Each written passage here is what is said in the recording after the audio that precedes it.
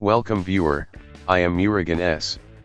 This video tutorial describes, fix blue screen of death error system thread exception not handled on Windows 10.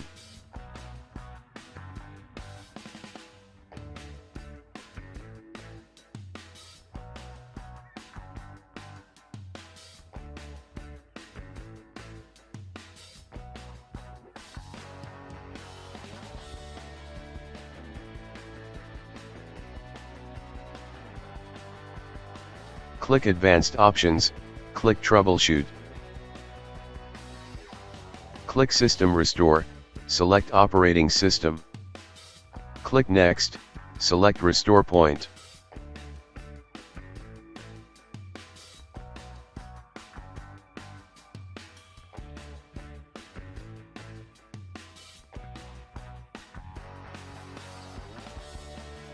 I hope this video tutorial helps to you.